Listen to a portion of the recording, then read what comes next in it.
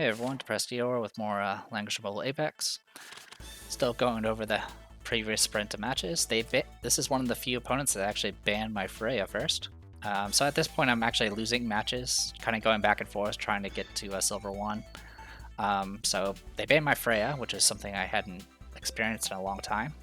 So that meant Stell actually gets some play. So I banned their Juggler.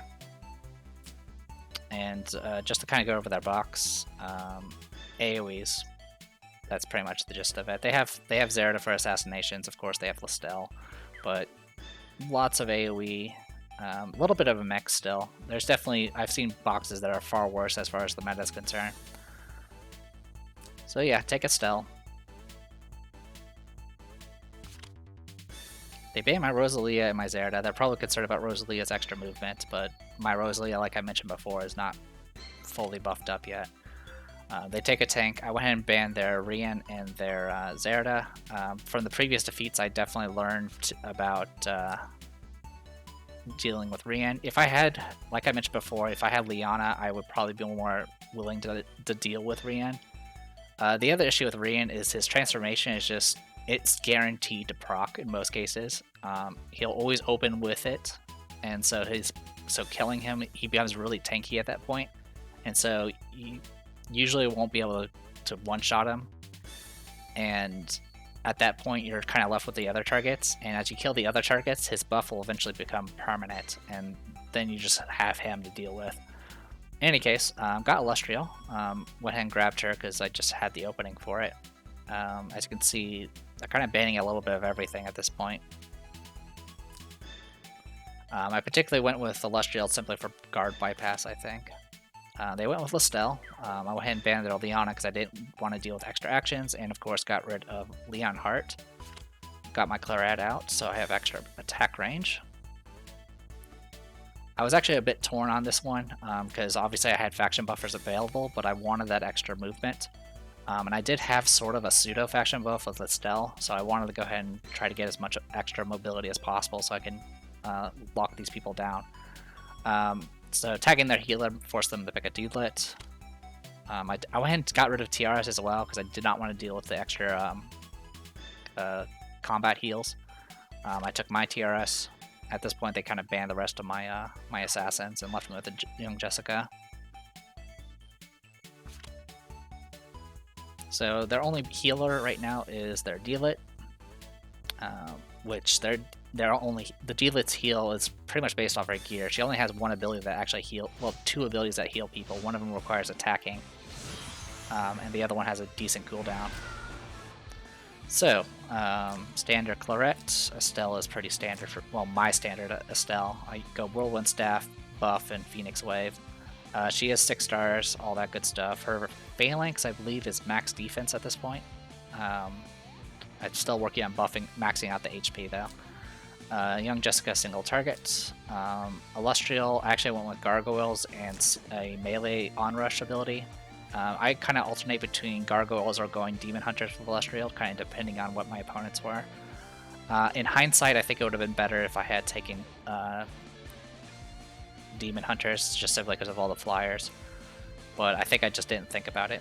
And then TRS is full-on support TRS, so no area heals or anything like that. That's kind of the biggest weakness about my boxes. I don't have a lot of ways of cleansing debuffs anymore because I got rid of Chloe. I have a few ways, but it involves using the chorus and multiple healers. Also, I didn't really go over their stuff, so I'll go ahead and do that real quick. So, standard Lanius, attack Luna. This I found a little strange because she could have at least faction buffed herself and Deedlit. Standard Leon with 3-cost skill. This Listel is a standard offense Listel, so all the attack spells that she has. And then Deedlit here, of course, is a standard support Deedlit with Gossipal.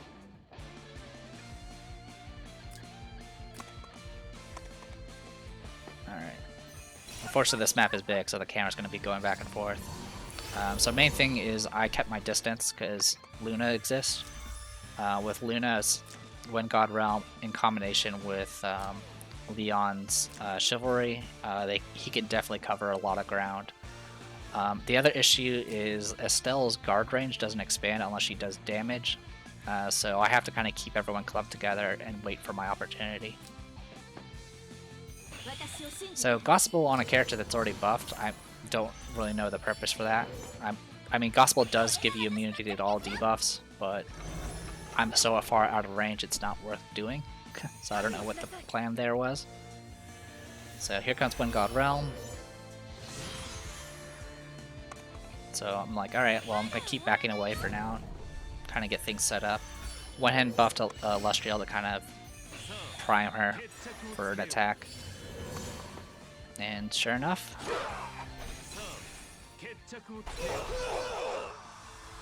there we go.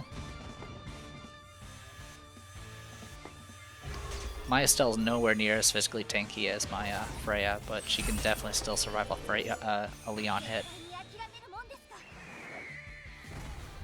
So I went ahead and I got shuffled around. I went ahead and repositioned and got my attack in just so I can get my heals and debuff immunity. Also, I just wanted to kind of weaken Leon a little bit to ensure he dies from the next attack. Alright. So that's what you can do with with an Lustriel. I'm going to rewind that real quick. So every 1 block move, she gets increased damage dealt and crit chance all the way up to 20% after 5 tiles. So I obviously went that far. She does have reasonably high skill as well, so our crit chance was definitely pretty high. But the big thing here is I get 4 chances to negate mobility penalties, which of course there are these mountains here. So literally you can see the range I can go here. Her exclusive helmet allows her to bypass guard if she attacks while in forest, mountains, or grasslands. Grasslands is the key word here. If it's a path, it doesn't count. So at this point I was considering my options. I felt I could definitely kill Luna. I don't think Lestelle would have been a one-shot, because Lestelle is super tanky. But Deedlit was the one I was really wanting to get rid of, because that was their healer, and also she could be pretty nasty because of her magic damage, and she's also, you know, sword versus spears, it's just going to be pretty nasty once she gets in range. So I was hoping to go ahead and get this kill. So yeah, attack-wise, the big issue, of course, was I was already partially wounded. My gargoyles were only at half strength. But I did have the benefit of, you know, increased damage from attack blessing, and of course I had all the extra movement here. So in total I had about plus 50% damage. Also, she was debuffed. As you can see here, this debuff here. With Emerald Crusher, any debuffs that get removed prior to the attack adds another 10% damage. So it was just, I threw everything I had at her. So let's just see that real quick. Emerald Crusher, attack blessing.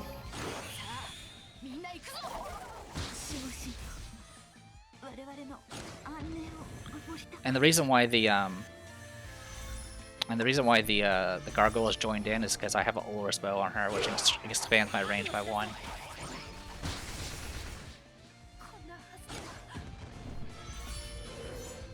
So yeah, so I originally thought I had messed up my positioning here, because I kind of positioned my Lustriel, because the main thing was I was pretty sure the Luna was going to try to kill her, and I wanted her to be in a position where I can actually attack with Claret, so I can finish off their Luna.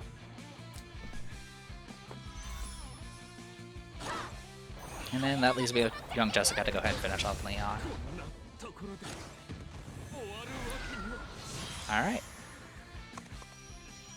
So yeah, it all comes to how you engage. It really does. Like, as you can see, it went from 5-on-5 to a 3-on-2. Just everything just started dying.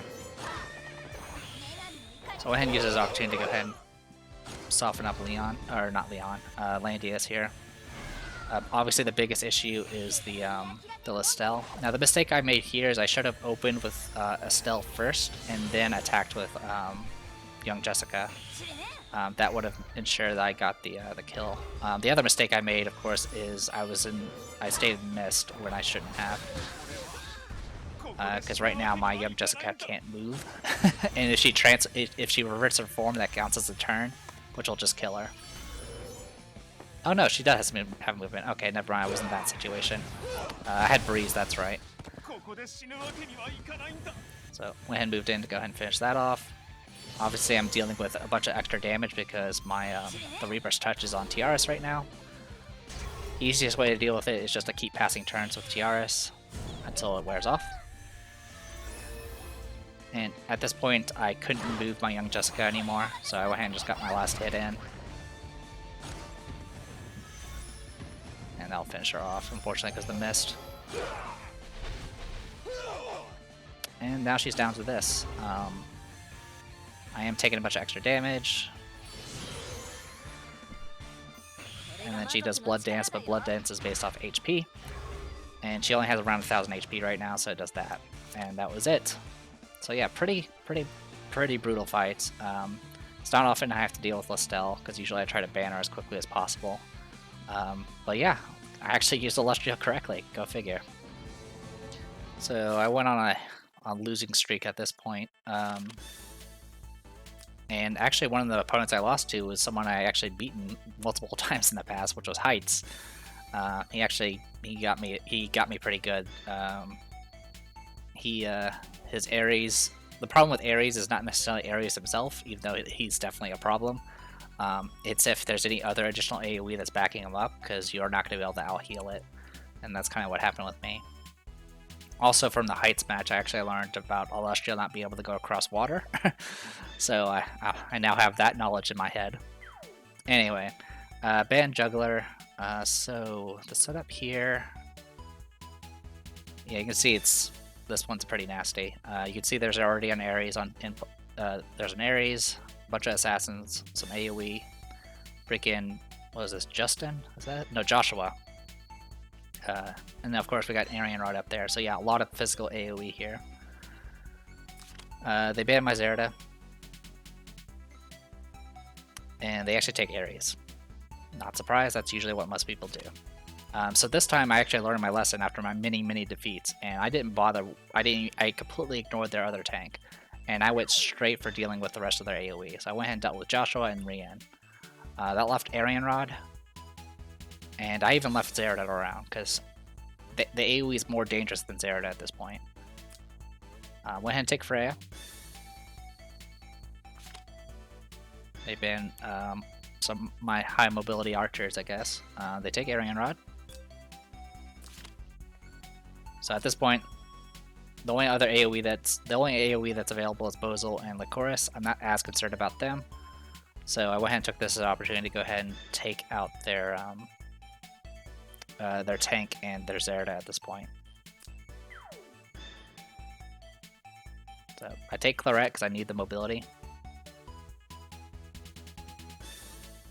They take Yusuke. They pretty much banned the rest of my buffs. I went ahead and started banning their healers. I got rid of their Act Again, and they got rid of their Teleport. And I took Angelina. At this point, I'm not even concerned about buffing them. I just need the mobility, so I can hopefully deal with these people as these threats as quickly as possible. They took Lycoris. So I went ahead and banned any additional decent mobility characters and supports. I went ahead and took Sophia because her exclusive item can act as a pseudo buff. And then I went ahead and banned, and they took Bozil. So their only quote-unquote healer is Lycoris. It's all offense. You can tell from this. I went ahead and took young Jessica for my additional magic support here. All right, so this is. Got Ares. He is set up for AoE. Arian Rod set up for a little bit different. She's got two of the standard AoEs. Most people take the spear thrust that lets her teleport, but this one actually took adversity for some reason. And then Lycoris here is a standard attack debuff. Lycoris, Yusuke is Yusuke, has Dark Tincture for nullifying heals, and then the Bozal is all about the buffs and the sleeping. Standard stuff here. My Angelita set up for AoE. Freya is Freya, Sophia Sophia, and then Claret's Claret. Alright. So Demon Time faction buff does apply for Arian Rod because she is Time faction. The main thing I measured out was the distance. I now understand kind of how Ares works as far as his movement's concerned. Whenever he triggers his fancy ability, his movement becomes only lateral directions, or orthogonal directions, sorry. And it's the amount of spaces he can move is equal to whatever remaining movement he has plus 4. So right now, I just measure out that way. So from here, he can technically go 1, 2, 3, 4, all the way to here. And then it kind of becomes this little shape there. So at this point, I'm just backing away. I need time to set up, and it looks like my opponent's kind of doing the same thing. I use the mass heal to go ahead and apply the Merciful Heart and Sanctuary buffs, and of course Breeze procs, because of course it does. One thing that was super annoying about this, I think it was this match, which I'll go into in a second once I get obliterated by AoEs here.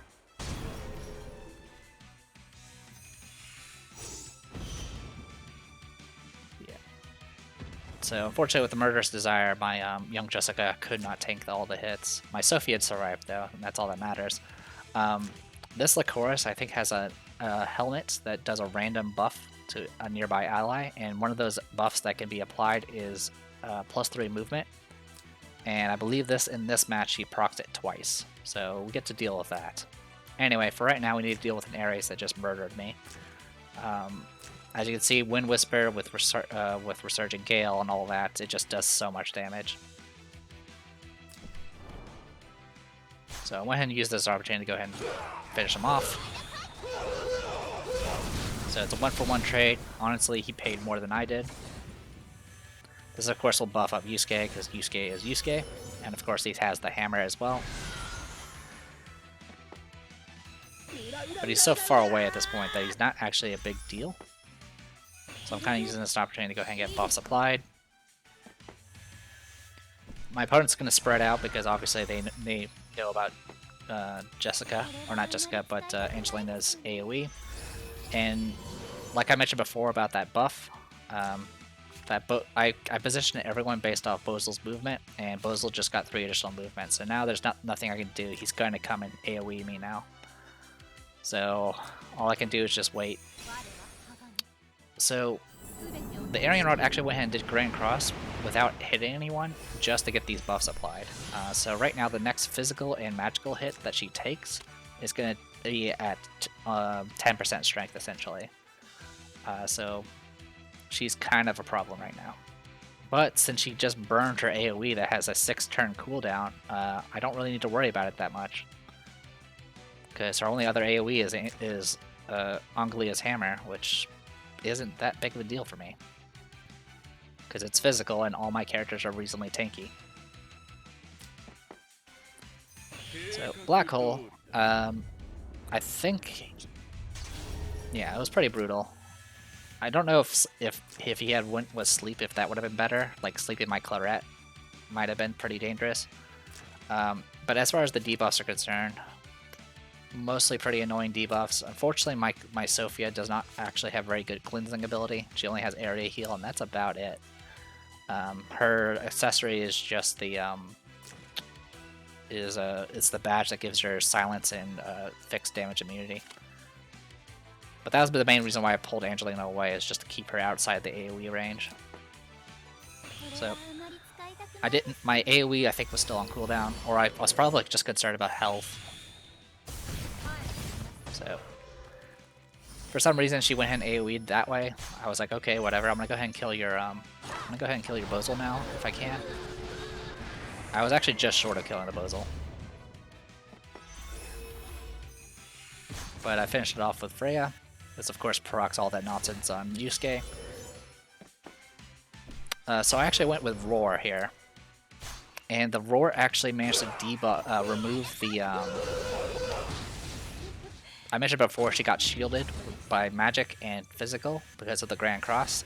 The Roar actually removed the physical one. So thanks to that, I was actually able to get the kill immediately. That was actually super lucky on my part. Let's actually take a quick look at that. So I removed 2 debuffs.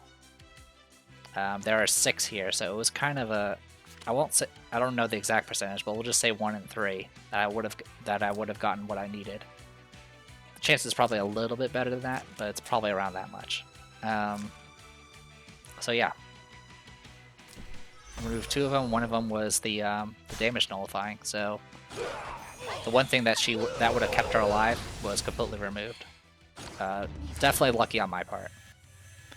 But since my opponent was getting so lucky with those stupid mobility procs, I'll consider it even. So Yusuke has expanded range right now because of all of his nonsense. So his Dark Tincture is now 4 range instead of 3. Actually, it does not kill Freya. I was surprised. I was waiting to just let that happen. Freya is pretty much out of the fight at this point. Not a big deal. Dark Dragon Breath could only hit 1 person. Went ahead and used this opportunity to go ahead and finish off Yusuke. He wasn't at full health, so he doesn't get the benefits of the damage reduction. And yeah, pretty crazy. These fights have been just ridiculously intense at this point. Well, I only got a couple matches left, so I'm going to go ahead and call it here, and we'll show the rest of them next time. I'm Theodore Prestillo, this was Langrisser Mobile, and see you guys later.